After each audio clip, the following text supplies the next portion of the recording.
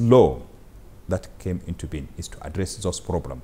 The loophole was that it didn't look at these problems. But today, we have opportunity to fight smuggling of migrants across our national borders.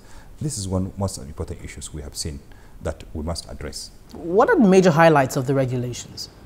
Many interesting highlights which will interest Nigerians. First, the migration issues. Initially, migration was not criminalized, but those who smuggled persons across national borders, today they are criminalized. Not only criminalized, they could be sentenced up to 10 years imprisonment. Their asset could be seized by law, which means it's a very big offense. It's a commitment of government of Nigeria to show that we care about our citizens. If you know the number of people who die in the desert, the number of Nigerians who die in the sea, the number of Nigerians who arrives at Europe destination without a job, just because they have been deceived that jobs are available in Europe.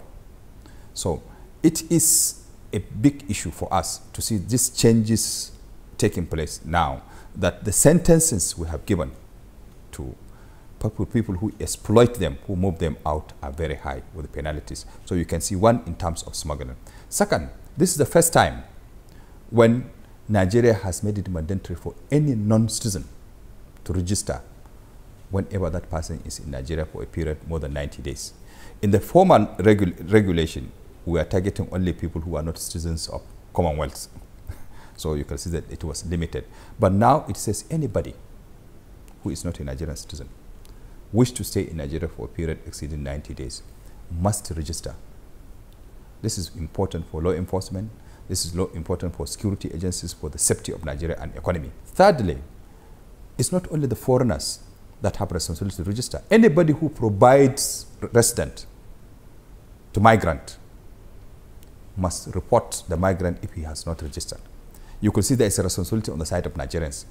If you have a hotel, a factory, a house, anywhere where a migrant sleeps, it is your duty as a Nigerian to make sure that person registered. If after 90 days you did report, it's an offense. This is a major difference from the previous time. It was the responsibility only of the migrant to register. Now, it is also the responsibility of those who provide accommodation. You have somebody in your hotel staying for 3 months, you need to find out. It has given us power to inspect hotels. Anybody who is on boarding place, we need to know who is in the hotel, who has arrived, and non-Nigerians, which is very important to us. It has given more powers to immigration officers to refuse arrival if they are satisfied that the person is of security risk to the country. We have given opportunity for our citizens who have dual citizenship. This has not been a problem before in the 60s. Now Nigerians have the right to be Nigerians and also acquire the nationality of other countries. But some countries don't accept, like Germany. Germany will not accept dual citizenship. If you have to take your Nigerian citizenship, they can't give you German citizenship. If you take your German citizenship, you have to renounce your Nigerian citizenship. Now we have opportunity. If you are a Nigerian by that category, we could give you permanent right of residence. We have opportunity in this law for spouses. In the former act, we talk about Niger wives. We only give to foreign women married to Nigerian men the right to reside in Nigeria indefinitely and do business. Now we have opportunity not to differentiate between men and women, a gender balance. If a man, a foreign man is married to a Nigerian woman, he can have also the right of residence. The Controller General is being empowered to give that person a resident permit as it's desired. One of the regulations here was a visa on arrival. That, I mean, a lot of people were interested in that and how it's going to work. We realize that if economies have to grow, we have to liberalize our visas.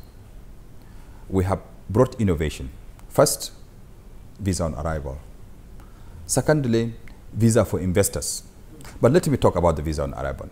If you go to many countries in the world where there are strategies developed to attract investment, we should give opportunity to very busy businessmen to have opportunity to enter our countries. I give you an example.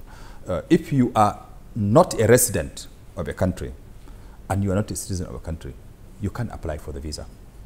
But if you are a business person, today you are in Hong Kong, tomorrow you are in Dubai, next tomorrow you are in the US, Your company in Nigeria will write to us and say, look, we need visa on arrival for this businessman. We'll allow the person to arrive in Nigeria and have it.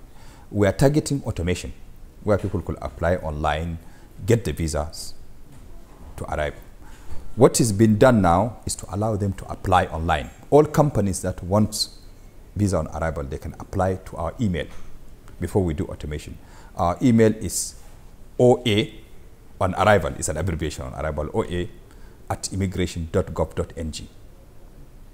When you apply, we'll process it and send back an email approval for you, and send the email to the airline and send to the traveler.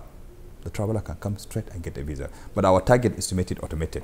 No need for email in the future. In the next few months, you can apply online, you can get the visa, get approval online, and come back. So this is guaranteed to attract investors? This is entirely. But the best strategy is the one which we want to give visa for anybody who have threshold.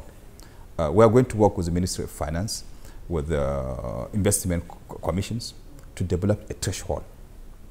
The system said if you have this kind of amount of money, we'll determine the amount of money after this regulation. It came just 2 days ago. We can say, for example, if you have $100,000 investment, I've just given an example. We can give you 2 years visa without expatriate quota, right of residence for 2 years, renewable, if you can show that investment. But we have to check in a system to make sure this is a clean money. Nigeria will not take drug money. Nigeria will not take laundered money. Nigeria will not take terrorist money. So this is opportunities. Many countries attract such investors. Instead of you to apply for quota